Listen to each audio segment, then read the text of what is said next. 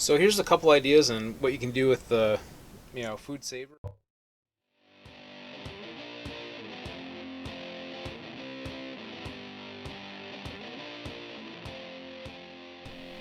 Hey guys, Big and Ready One here. Hope you're all doing well.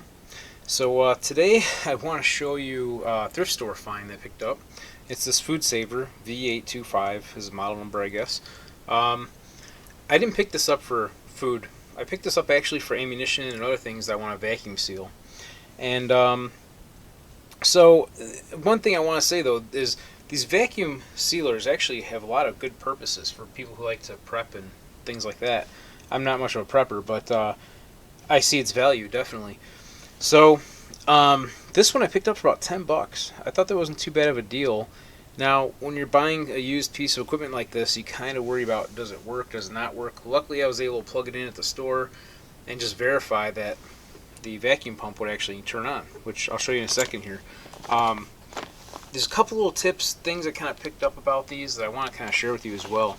Now, one thing you can do besides the vacuum sealing, which cool thing was this one came with a few pieces of vacuum bags here, or whatever you want to call it, which is neat because that stuff can be a little expensive. So I figured for a couple dollars worth of bags I could use for ammo storage or whatever, and costing $10, it was worth the gamble, especially when there are parts available for these. Actually, it seems like there's some of the key components that you're going to need if they have issues are available. So first off, one of the cool benefits of this is this. If you have a plastic bag, regular plastic bag here, this is actually part of the bag from the 50 round torque mag. Just cut it down, threw some ammo in it, and you want to make a little pouch to take to like the range. Yeah, you could use Ziploc bags or other things, but this is a cheap way of recycling. I guess they reduce, reuse, recycling, saves money. Anyhow, you can reseal these bags, and it's pretty cool. So what you got to do is it actually has to form a vacuum, and I'll explain why that's important in a second. What I do with this is basically set it down in the heating strip, push the top down.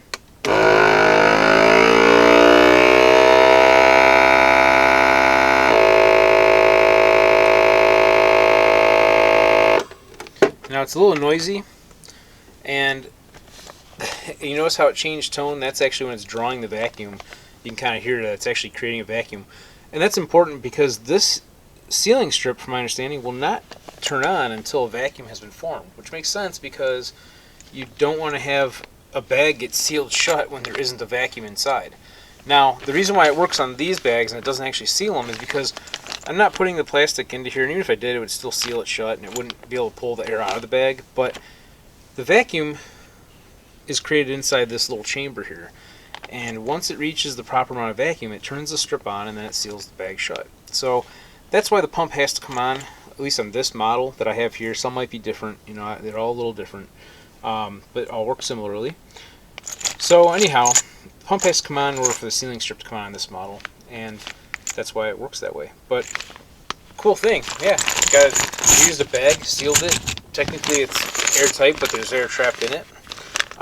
This is great if you want to make up like a bag from your bulk rounds, like you want to have a pouch of 30 rounds, or 100 bag of 100 rounds or whatever. You just make it up so you know how much you're using at the range. That's a cool idea. But a couple things I want to say, like I mentioned about the vacuum having to be formed in order for the sealing strip to come on. So you might get one of these, and this one was a little bit like that too. I have some, I don't know if you guys can see it real well. Probably not because it's off the screen, but on the top of the lid here, there's a mating seal similar to this one, and it's kind of like a foam rubbery seal. You can find replacements for them, believe it or not, but if you have issues with one of these and you suspect it's not able to draw enough vacuum, for example, if you close the lid and you press down on it and the vacuum timer just keeps going and going and going, and it's not sucking the bag, the vacuum seal bags down, you may have an air leak on this seal. And if it has an air leak on the seal, it's not going to turn the heating strip on. So you might think, oh, the thing's broken or doesn't work. It might just be as simple as like putting a little bit of silicone grease. Now, if you're using it for food, you want probably food grade silicone grease, of course. But if you're using it for ammunition and just sealing other little bags of stuff, you can just use probably whatever you want pretty much on that as far as the silicone grease goes and whatever. So that's what I did. I put a little bit of silicone on there, and and took care of the issue, because initially it drew a vacuum, and the second time I used it, it was trying to draw a vacuum, but it wasn't able to seal. So I just took the seal off here, actually flipped it around, and coated it on both sides and put it back together, and it worked fine. So you may find one of these at a garage sale or a thrift store or whatever, or if someone's going to toss it out and they think it's broken. It might be just as simple as these little tiny seals here that you just have to replace them. And of course, the little sealing strip, the actual heating element, can fail, sure, but you can also find replacements pretty easily, it seems, online, and they're not that expensive. When I quickly did a look and search for them, they're about $8.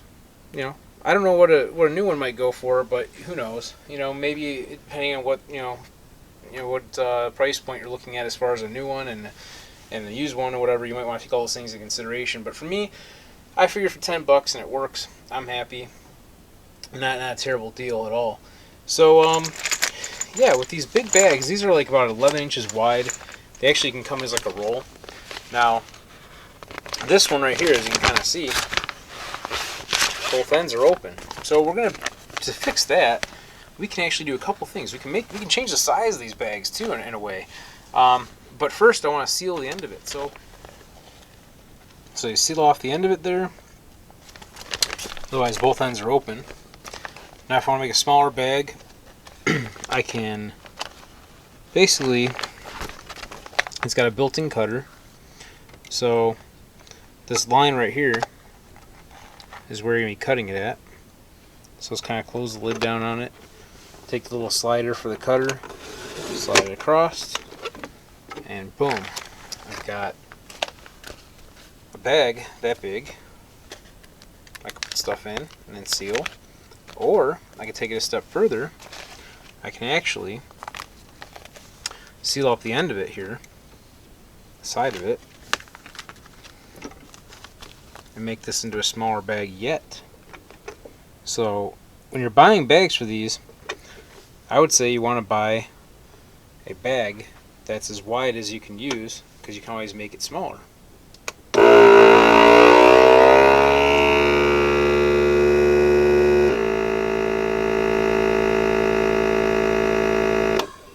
Again, I'm not vacuuming it when this is happening, because I'm putting this bag right across the strip, not into the vacuum chamber itself. So now, I have a sealed bag though, but I want to make it into 2 bags. So, go ahead and close the lid down, go ahead and cut it, boom. Now I've got 2 little storage bags. I can put like ammo or whatever I want to store in it. For you guys that do, her preppers and stuff, you can think about all the possibilities with this.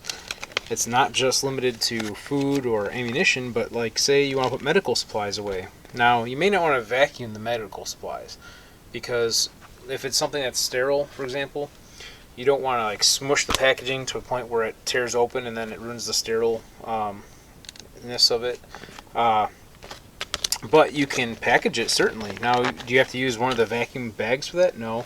You could use one of the regular plastic bag that's, medium, heavy duty thickness, or whatever you want to call it. I'm not sure how many mils this is as far as the plastic goes, but you could store like a little pouch of, like, put all your medical supplies together or whatever you want to keep dry.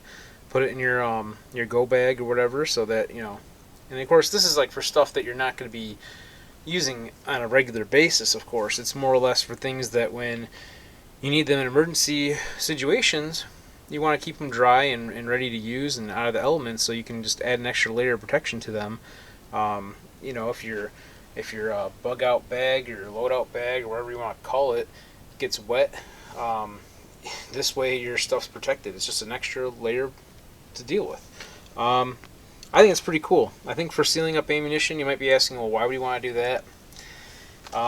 It depends. If you want to have long-term storage of ammunition that you plan on having just, years down the road that you're not going to be shooting on a regular basis, you want to keep the elements off of it, like even if it's in your house or whatever, in your safe, there's moisture and things like that. So it just depends on how you want to store your ammo. For example, I bought some ADI, Australian Defence Industries ammunition, which was equivalent of our M855 ammo a while back, and it came with cards inside of it where there were I forget how many rounds to a card, but there's about 5 rounds in each little package of this card of vacuum sealed material.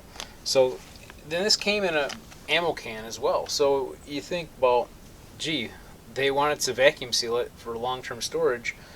Maybe it's not a bad idea.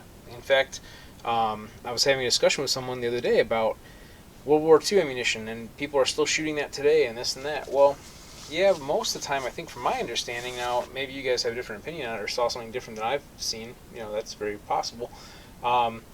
Most of that older ammunition comes in a spam can, a metal can that is actually vacuum sealed. So it makes sense that it wouldn't be a bad idea to vacuum seal your ammo. Plus, that older military surplus type ammunition, most of it is got a lacquer sealant of some type that seals the projectile in the primer. Now, if you're working with like your reloads or other ammunition, it may not have any type of sealant on it. So putting it in a vacuum storage, solution like this might not be a bad idea, especially if you can pick one up cheap like I did at a thrift store or whatever. So yeah, basically made a nice little small little pouch here. And what's kind of cool is I'll show you guys how to do this. Throw some ammo in here. You can even kind of even take like factory ammo, for example, and put the card in there, like part of the box, so you know what it is. And maybe you can, depending on how you store your stuff, maybe it would even actually help make more space for you. I don't know. So here we go.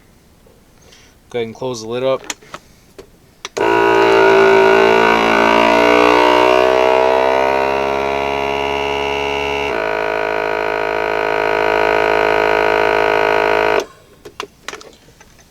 There you go. Nice vacuum stored ammunition there. I think that's pretty cool. Now I thought also about, and again this can open up a whole other debate about having a magazine that's loaded or not, but if you want to store some magazines that are already loaded with some defensive ammunition or whatever, you could easily put a whole magazine inside of one of these little packages and vacuum seal it. Now you got no worries of corrosion and things like that with your ammunition, and you can still put it in an ammo can, certainly. The other thought is you can also put a little desk pack in there as well. And you get one of these little silica gel packs. Of course, buy a new one, because this one probably came in a package of something I bought and it's been out to the air for a long time. So it's probably not very useful at this point. Although I've got another idea for these little packs that I've done before. I'll tell you about that later if I haven't mentioned it before in a video. But anyhow, you can put one of those little gel packs in here and vacuum it in with it if you want, I suppose. So, put a loaded mag, little gel pack in there, and, vacuum seal it and tuck it away.